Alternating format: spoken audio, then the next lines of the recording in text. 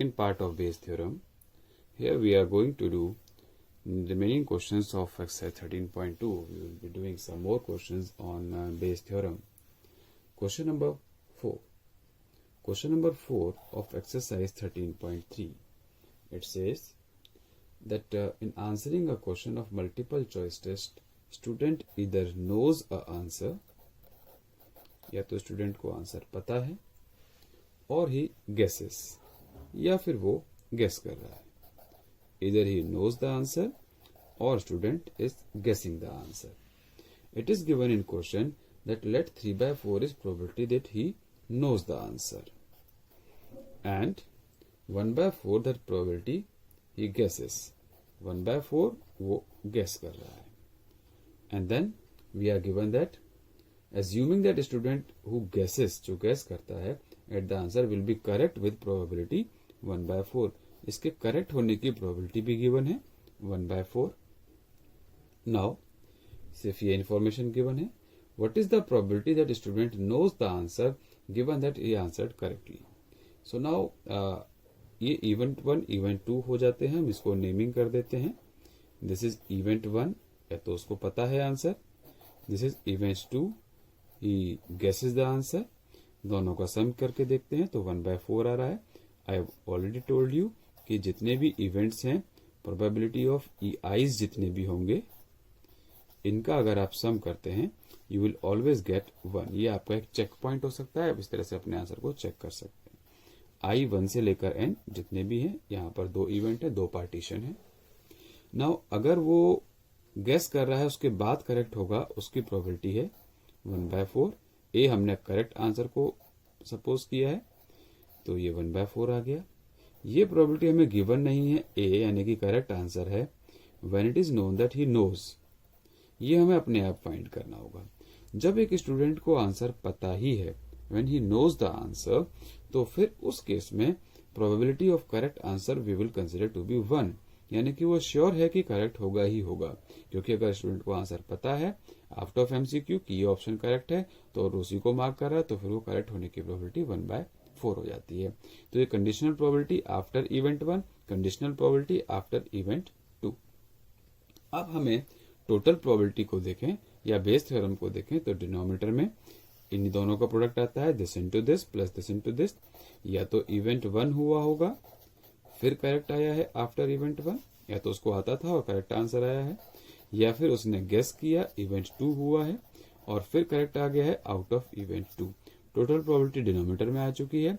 अब न्यूमरेटर में क्या आएगा? न्यूमरेटर विल कंटेन क्वेश्चन के accordingly given that it answered correctly और वो ही नोज द आंसर, यानी कि वो फर्स्ट कैटेगरी का पार्ट है. ये पूरा पार्ट अब हम न्यूमरेटर में ले लेंगे, E1 A/E1, और यहाँ A और E1 दोनों को हम इंटरचेंज करके लिखते हैं, तो that becomes formula for base theorem. ये बेस थ्योरम का पूरा फॉर्मूला बन जाता है, कंप्लीट फॉर्मूला बन जाता है. Now what we are suppose to do, बस इनका प्रोडक्ट करना है. This into this plus this into this will be in denominator, और न्यूमरेटर में जो फेवरेबल आउटकम चाहिए वो आ जाता है.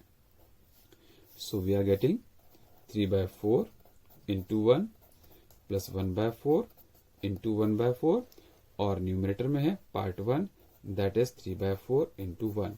This is probability that he knows the answer given that student answered correctly. So it is the case of, इसको simplify करते हैं, सिर्फ 4 कैंसिल हो पा रहा है अब इस बार. So 3/3 प्लस 1/4, दोनों सबके डिनोमिनेटर से एक 4 कैंसिल हो पाया. और अब हम इसको सिंप्लीफाई करते हैं, तो 12 प्लस 1 13 और 4 ऊपर आ जाता है. एलसीएम ले रहा हूं मैं डिनोमिनेटर का, 12 प्लस 1 13, और जो डिनोमिनेटर का 4 that will B numerator. So 3 into 4/13, 12/13 is answer. इसका आंसर होगा 12/13.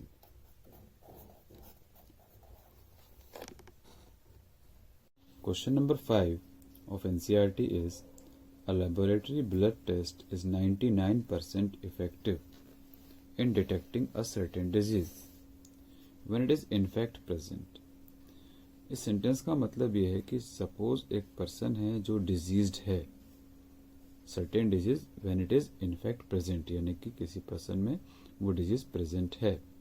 उस केस में लेबोरेटरी टेस्ट 99% इफेक्टिव है उसको डिटेक्ट करने में, क्योंकि ऐसा तो नहीं होता कि जो भी डिजीज्ड पर्सन है वो टेस्ट कराने जाएं और उनकी रिपोर्ट बिल्कुल ठीक आ जाए, रिपोर्ट गलत भी आ सकती है। तो रिपोर्ट ठीक आने के चांसेस 99% हैं, यानी कि 1% पर्सन्स जो डिजीज्ड हैं उनकी 1% लोगों की रिपोर्ट गलत भी आ सकती है। However the test also yields a false positive result, एक गलत पॉजिटिव रिजल्ट भी आ सकता है 0.5% केसेस में, 0.5% ऑफ हेल्दी पर्सन टेस्टेड।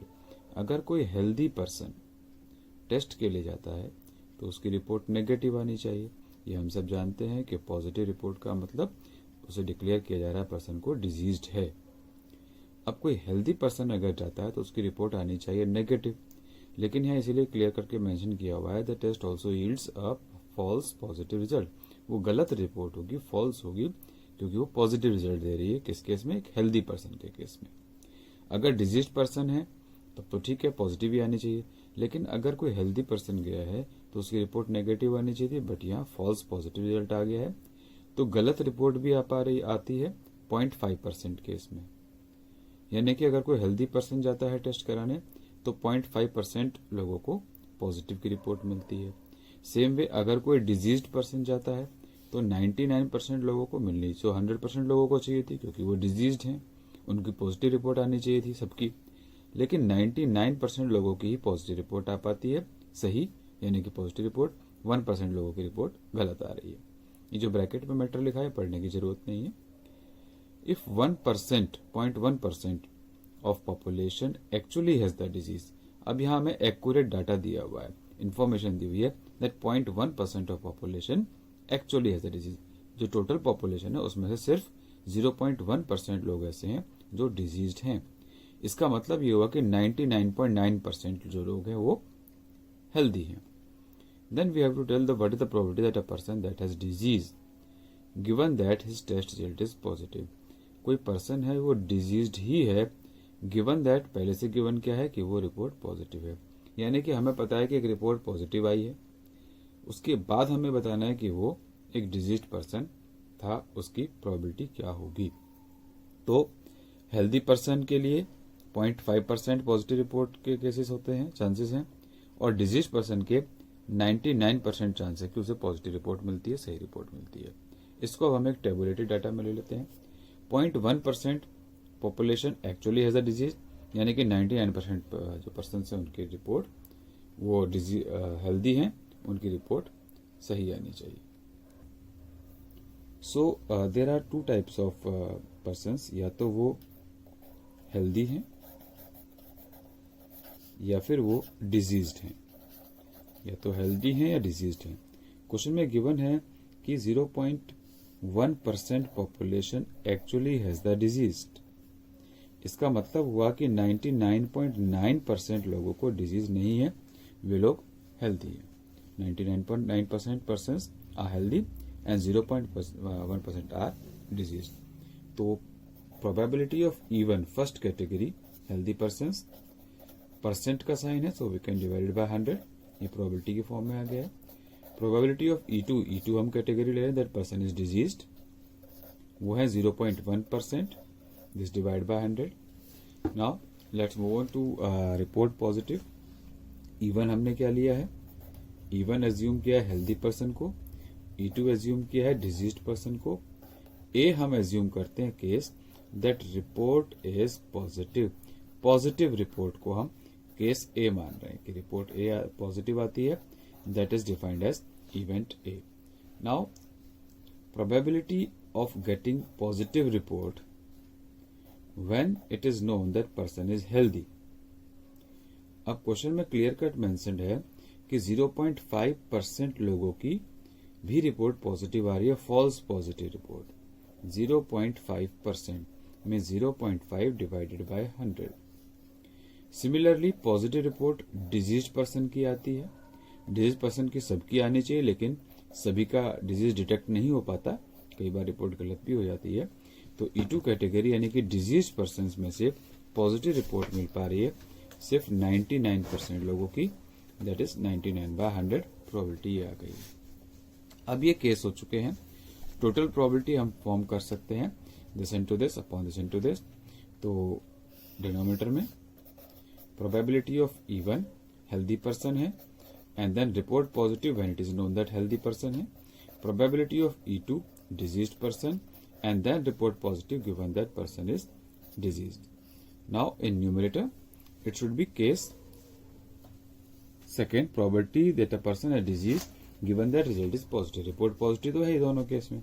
हमें जो कैटेगरी फाइंड करनी है वो ये है कि पर्सन हैज द डिजीज, यानी कि वो सेकेंड कैटेगरी का, डिजीज वाली कैटेगरी सेकेंड कैटेगरी है। it means E2 should be in numerator। अब E2 वाली कैटेगरी पूरा पार्ट न्यूमरेटर में आ जाएगा, this divided by E2 and now this is probability of E2 by A। इसको हम इंटरचेंज करके लिख देते हैं। A मीन्स पॉजिटिव रिपोर्ट, ये गिवन है और हमें फाइंड करना है कि वो E2 कैटेगरी से यानी कि डिजीज्ड है, person is actually diseased. So now it is simple case, we have to put values and simplify. अब इनकी वैल्यूज को पुट कर देते हैं। Values are probability of E1 category 99.9 by 100 into 0.5% report positive, 0.1% diseased person into 99% report positive, and then this case is in numerator, is by 100 into 99 by 100. This is probability of E2 when A has occurred. इसको अब हम further solve कर सकते हैं, सबके denominator हम remove कर सकते हैं and then you can simplify. ये आगे का पार्ट आपके लिए मैं छोड़ रहा हूं, you can simplify it. In question number 6 it is given that there are 3 coins, coin number 1, coin number 2 and coin number 3. Let coin 1 is selected is E1, coin 2 selected is E2 and coin 3 selected is E3.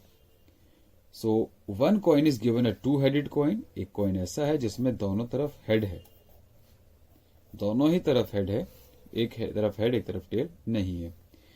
Next is another coin is a biased coin that comes up where heads comes up 75% of the time. यहाँ पर head भी है tell भी है, लेकिन ये biased है, यहाँ पर हेड आने के चांसेस हैं 75%। 75% में 75 by 100 we can say this is 3/4। if probability of head is 3/4 तो probability of tail will be obviously 1 minus probability of head। इसको 1 में से माइनस करते हैं या 25% कर लीजिए, you will get 25 by 100 that is 1/4। इस केस में अगर देखते हैं टू हेडेड कॉइन में probability of head will be 1 and probability of tail will be 0, क्योंकि यहाँ टेल तो आ ही नहीं सकता। आप टॉस कर लें, कितनी बार भी कर लें, you will always get head. Third coin के बारे में कहा गया है that third coin is a unbiased coin, normal coin है, और नॉर्मल कॉइन में हेड की प्रोबेबिलिटी 1/2 और टेल की प्रोबेबिलिटी ये भी 1/2। If these 3 coins are there और हमें रेंडमली इन तीनों कॉइन में से कोई एक कॉइन सेलेक्ट करना है, तो we know that probability of selection of any one coin out of 3 coin या any one item out of 3 item is always 1/3। so probability of E2 1/3, 3 coins है, we have to select any one, so obviously probability of selection of any coin is 1/3। ये E1 आ चुका है। अब case A जो हमें define करना है that is to be that it shows a head, one of these 3 coin is chosen at random and tossed, it shows the heads।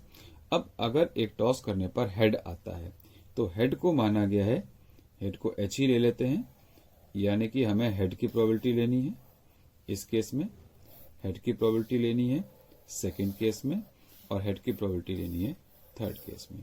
सो इसको अगर क्लियरली डिफाइन करें, so we will say probability of head when case 1 has occurred, event 1 हुआ, यानी कि ये वाला coin select हुआ है, two headed coin, so that will B 1।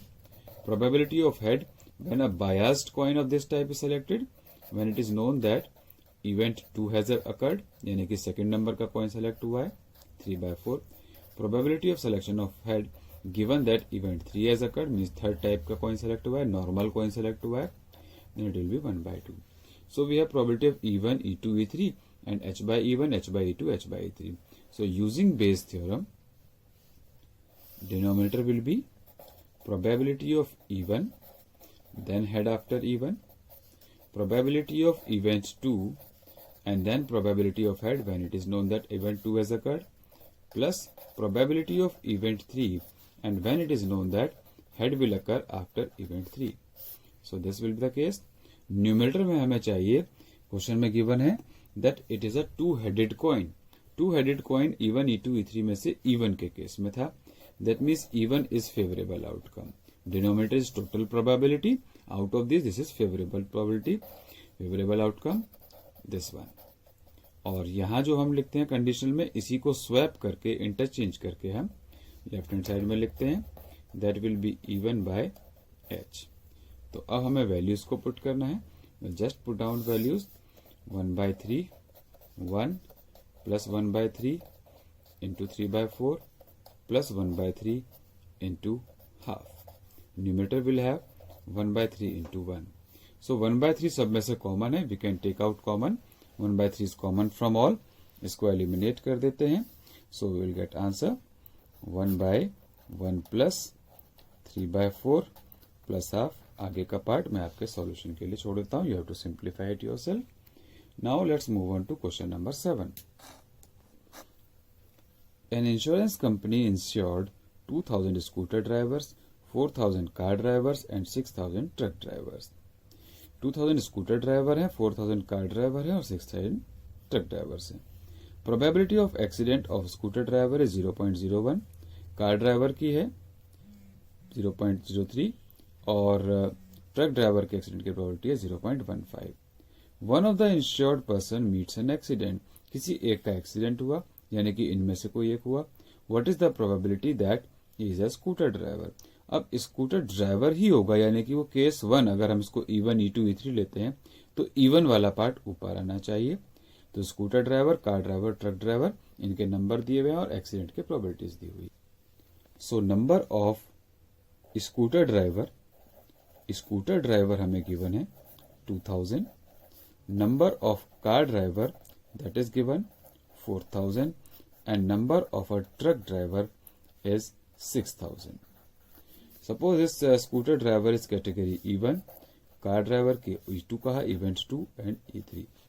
So probability of E1 will be 2000 scooter driver, total drivers are 12,000. So 2000 by 12,000, 0 cancel हो जाएंगे.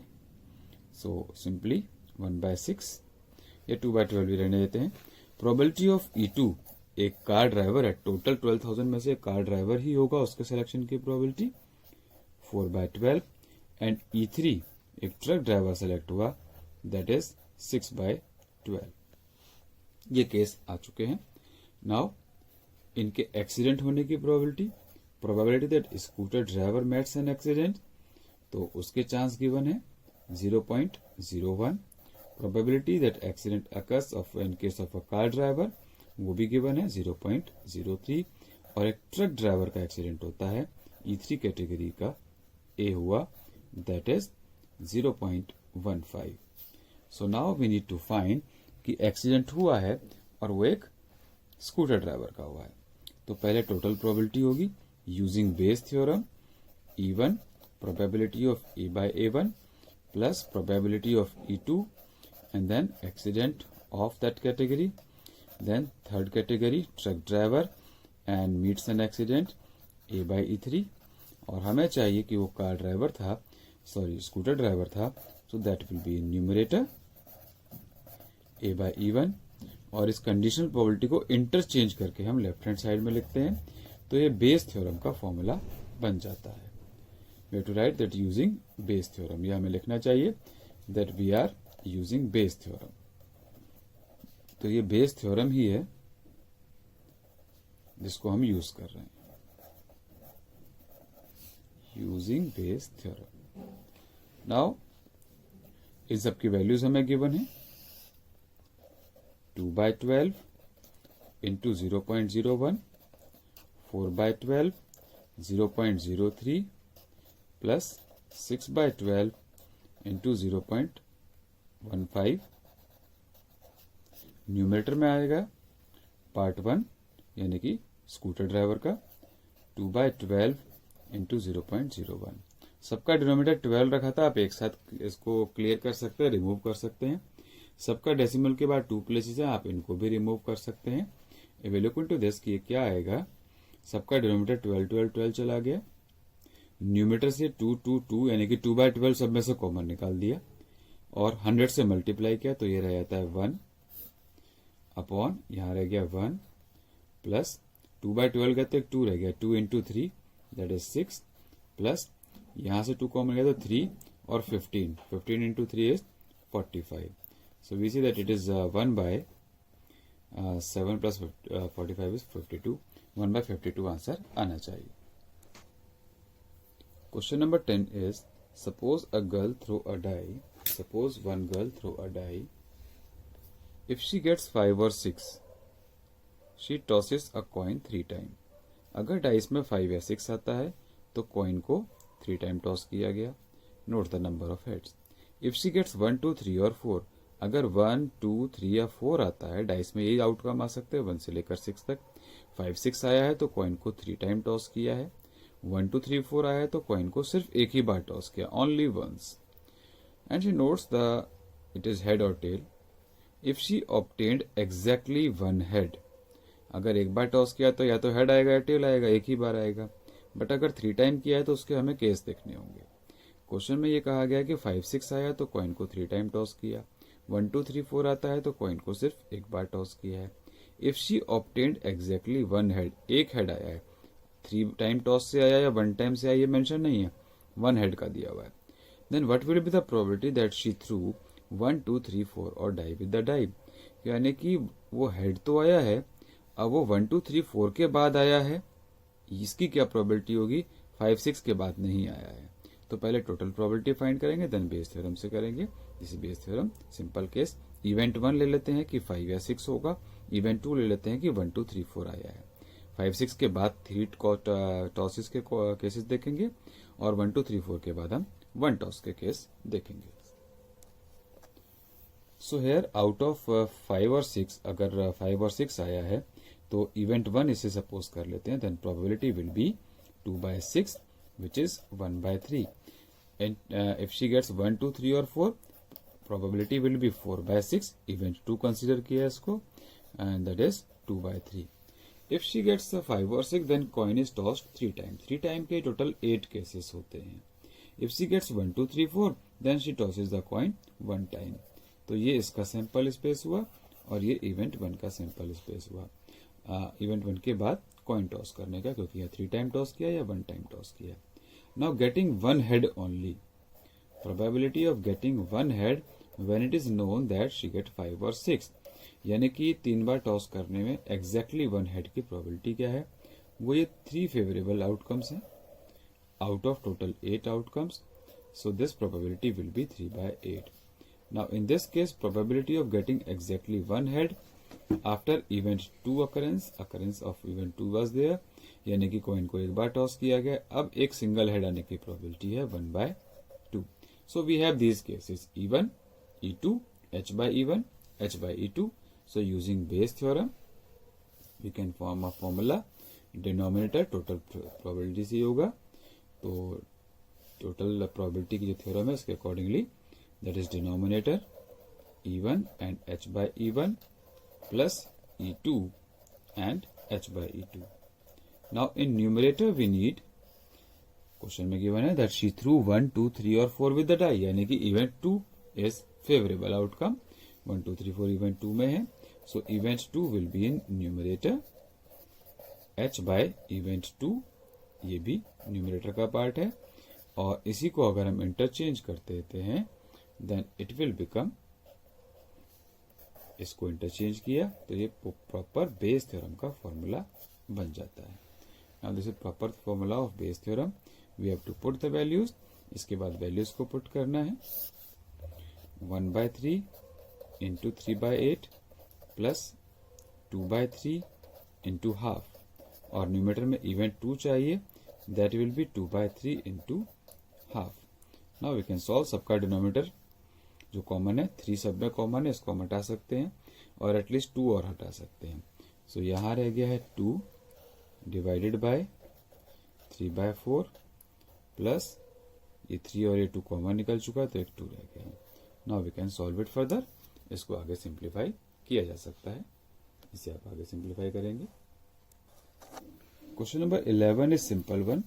There are 3 machine operators, operator A, operator B and operator C, and it is given that A is on job for 50% of the time, ये इतना time devote करता है, B is on the job for 30% of the time and C is on the job for 20% of the time. ये एक identification है, सब events का सम मिलाकर 1 आना चाहिए। अगर 1 नहीं आ रहा है तो वो E1, E2, E3 नहीं हो सकता। यहाँ पर ये जो इन्फॉर्मेशन है परसेंटेज वाली, ये क्वेश्चन में बाद में दी हुई है, तो आपको सबकी प्रोबेबिलिटीज चेक कर लेनी चाहिए, whether sum of all events is 1 और नॉट। 50/100, 30/100 और 20/100 इन सबको प्लस करते हैं, E1, E2, E3, तो ये 1 आता है। If it is 1 that means ये E1, E2, E3 हो सकता है। नाउ ए के थ्रू जो प्रोडक्ट बनते हैं उसमें से कुछ डिफेक्टिव आ रहे हैं, D for defective produced by E1, so percentage of defective is given 1%, तो 1/100 हो गया। Defective items produced by operator B यानी कि after event 2 that is given as 5% means 5/100, and defective items produced by E3 that means operator C that is given as 7%, 7/100. Now we have E1, E2, E3 और इनके condition probability भी given है, so we can take it in denominator. इस बार मैं base theorem का formula नहीं लिख रहा हूँ, डायरेक्ट आंसर लिख रहा हूँ, आप समझ जाएंगे। This into this, this into this, this into this, ये तो डिनोमिनेटर आना ही है। 50/100 into 1/100, this into this, plus 30/100 into 5/100, ये टोटल प्रोबेबिलिटी चल रहा है। This is 20/100 into 7/100।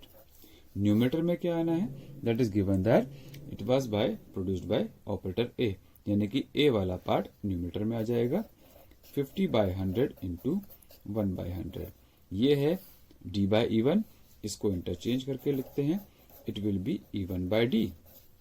अब सबका डिनोमिनेटर देखें तो 100 इंटू 100 सब में से कॉमन है, इसको स्वीप आउट किया, हटा दिया, we are left with 50, 30 into 50, 150 plus 140 that is 50, so 50/200 plus 140 is 340, so 5/34 will be answer. 5/34 is required probability.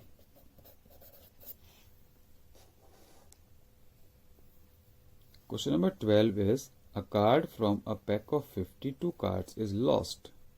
52 cards का पूरा एक पैक होता है, डेक जिसे बोलते हैं। 1 card is lost, एक कार्ड खो गया। From the remaining card, अब कितने कार्ड रह गए, 51 कार्ड रह गए, क्योंकि 52 में से एक जा चुका है। From the remaining 51 cards of the pack, 2 cards are drawn. अब 51 cards में से 2 कार्ड हमने निकाले हैं, सेलेक्ट किए randomly, and are found to be both diamond, और दोनों के दोनों वो डायमंड निकल कर आए हैं। We have to find probability that lost card is also diamond. एक कार्ड पहले लॉस्ट हो चुका है, उसके बाद 2 कार्ड ड्रॉ किए, they are both found to be diamond. Probability बतानी है कि जो लॉस्ट कार्ड था वो भी डायमंड ही था। स्पेशल क्वेश्चन है, इंपॉर्टेंट क्वेश्चन है। Here we will make 2 categories. First, lost card वो किस कैटेगरी का होगा। लॉस्ट कार्ड की 2 कैटेगरी बना लेते हैं। एक हो सकती है कि जो लॉस्ट कार्ड है that is also a diamond, क्योंकि पहले कार्ड लॉस्ट हुआ है तो वो E1 या E2 जो भी होगा वहीं से होगा। Second category is of non diamond. Lost card या तो डायमंड है या नॉन डायमंड है। हमने यही 2 कैटेगरी क्यों ली है, स्पेड क्यों नहीं लिया, क्लब क्यों नहीं लिया, बिकॉज डायमंड की ही बात हो रही है क्वेश्चन में, तो हम डायमंड फेवरेबल और नॉट फेवरेबल नॉट डायमंड ले लेते हैं। So lost card is diamond, इसे हम एज्यूम करेंगे E1, और डायमंड होते हैं 13 out of 52। So probability of 1 card is lost is diamond is 1/4, and E2 category मतलब जो कार्ड लॉस्ट हुआ है that is not diamond, 39/52 that will B 3/4। तो डायमंड है 13/52 इज प्रोबेबिलिटी डायमंड है, और नॉन डायमंड है 39/52 दैट इज 3/4। नाउ अब एक डायमंड लॉस्ट हो चुका है। टोटल कार्ड 52 रहे थे लेकिन अब 51 रह गए हैं। यहां अगर हम देखें ओरिजिनल डेक में, तो ओरिजिनल डेक में से टोटल कार्ड थे 13 और बाकी के थे 39। एक डायमंड अगर चला गया तो अब रह गए हैं 12, बाकी के तो टोटल 39 ही है। नॉन डायमंड के केस में देखें तो 13 डायमंड थे, नॉन डायमंड थे 39।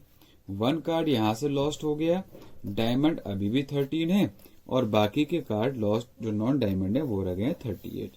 ये भी 51 और ये भी 51। अब ये डायमंड, ये नॉन डायमंड, ये डायमंड, ये non diamond. Now we have to find probability that 2 cards are drawn. 2 card निकाले गए और दोनों के दोनों डायमंड हैं। इस कंडीशन में डायमंड क्योंकि अब 12 बचे हुए हैं, 12 आउट ऑफ 51, तो पहला डायमंड निकलता है। अब क्योंकि टोटल 13 थे, एक लॉस्ट 12 ही हो गया, तो अब बचे 12 और वो भी कितने में से, 51 में से। एक और डायमंड लॉस्ट हुआ, 12 में से एक और चला गया, तो अब रह गए 11 आउट ऑफ 50। अब यहां सेकंड केस में आते हैं। 2 diamonds are to be drawn. 2 diamond निकलने हैं सेकंड आउटकम है, E2 आउटकम के बाद। अब यहाँ जो डायमंड है वो अभी भी 13 बने हुए हैं, क्योंकि जो कार्ड लॉस्ट हुआ है वो नॉन डायमंड लॉस्ट हुआ है। टोटल कार्ड तो कम हो गए, 51 रह गए, लेकिन डायमंड अभी भी 13 है। अब डायमंड अगर निकलता है उसकी प्रोबेबिलिटी 13 होगी, बट आउट ऑफ 51। एंड अब एक और डायमंड निकालना है। एक डायमंड अभी भी निकला है, तो अब 12 रह गए हैं आउट ऑफ 50। तो एक डायमंड के लॉस्ट होने के बाद 2 डायमंड की ये प्रोबेबिलिटी है सेलेक्ट होने की, और एक नॉन डायमंड लॉस्ट होने के बाद 2 डायमंड सेलेक्ट होने की प्रोबेबिलिटी ये है। This is E1, D by E1, E2 and D by E2. Now we can use them in Bayes theorem. Bayes theorem में यूज कर सकते हैं इसको। That will be probability of E1 and D by E1 or probability of E2 and D by E2। और question में कहा गया था that lost card is also diamond, यानी कि वो इवेंट 1 हुआ है, जो कार्ड लॉस्ट हुआ है वो भी डायमंड ही है। That means event 1 has occurred. तो हम यहाँ E1 वाली कैटेगरी को न्यूमरेटर में ले लेंगे, E1 और D by E1, और बेस थ्योरम के अकॉर्डिंगली इसको अब हम इंटरचेंज कर लेते हैं। Probability of E1 by D ये यहाँ आ जाता है। We have to put the values. अब इन वैल्यूज को पुट करना है और सिंप्लीफाई करना है। Let's put the values. Diamond के लॉस्ट होने की प्रोबेबिलिटी 13 by 52